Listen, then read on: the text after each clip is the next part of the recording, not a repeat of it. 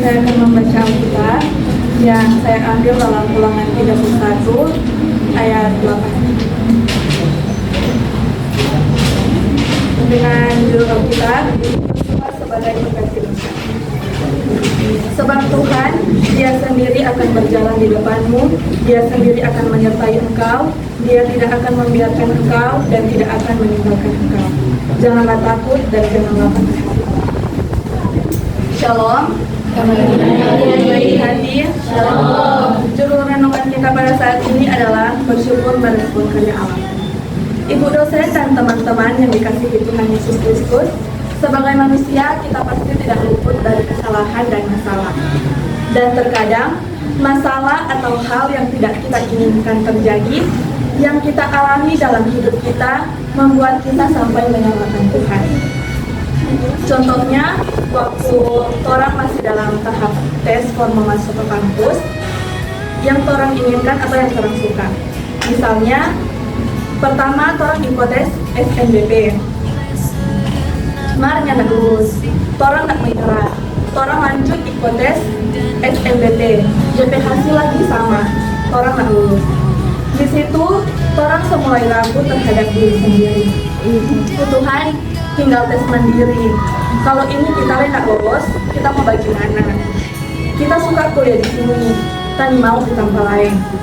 Orang mulai berdoa, orang minta pada Tuhan supaya orang boleh lulus di tes terakhir atau tes mandiri. Nah ternyata saat pengumuman nggak ada orang bernama atau orang nggak lulus. Pasti orang kecewa, orang sakit hati.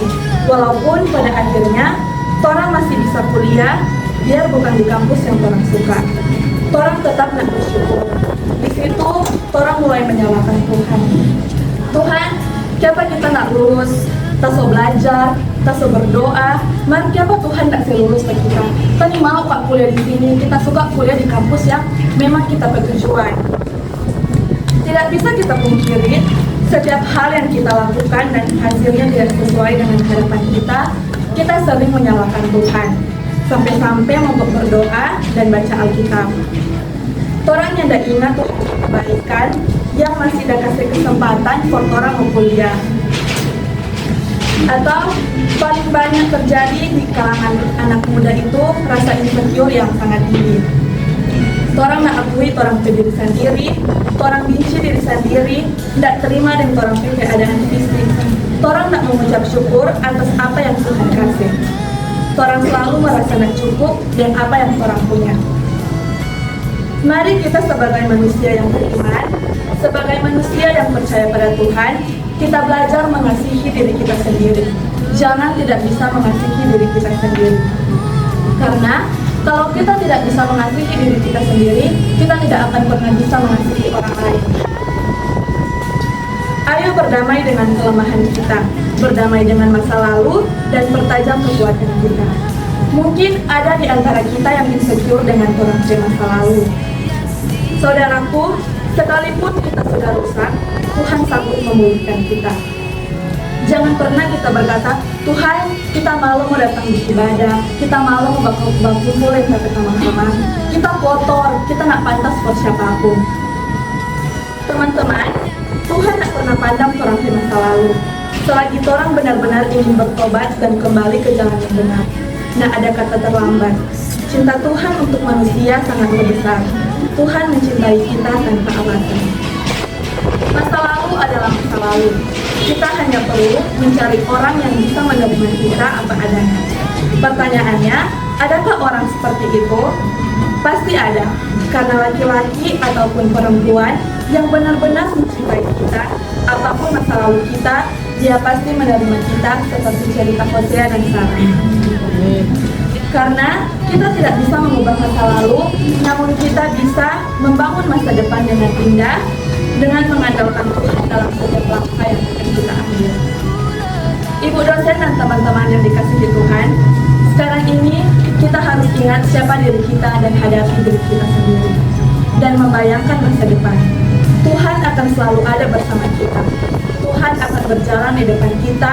Tuhan akan menyertai kita. Tuhan tidak akan pernah meninggalkan kita. Jangan takut dan jangan patah hati. Prosesnya mungkin lama, namun pasti. Mari kita respon semua karya Tuhan dengan penuh ucapan syukur. Hal apapun itu, kita terima dengan rasa syukur. Hari esok mungkin gelap, menyakitkan dan berat. Kita mungkin tersandung dan terjatuh. Namun, bintang bersinar paling terang di saat malam sedang gelap-gelapnya. Jika bintang bersembunyi, biarkan cahaya bulan yang memandu. Bahkan jika bulan tengah gelap, biarkan wajah kita menjadi cahaya yang menerangi dan menemukan jalan. Mungkin rasanya seperti hanya ada malam terus-menerus, dan kita selalu sendirian. Tetapi, malam selalu dalam waktu tergelap sebelum fajar berkah. Di dunia ini tidak ada yang instan. Bersama Tuhan kita pasti bisa. Perlahan namun pasti. Bagaimana kita bisa disebut sebagai pemenang? Sementara jika satu masalah yang datang membuat kita lari dan menjadi manusia yang tidak tahu caranya bersyukur. Di saat masalah datang, kita menjadi manusia yang seandainya kita ambil keputusan itu, mungkin kita nak menjadi bagimu. Seandainya kita nak dia, mungkin kita mau lebih bahagia saat ini. Seharusnya kita tak terima dia, bagi kita nak sakit hati. Seandainya dan seharusnya telah menjadi kata paling omong kosong kalau orang bermasalah.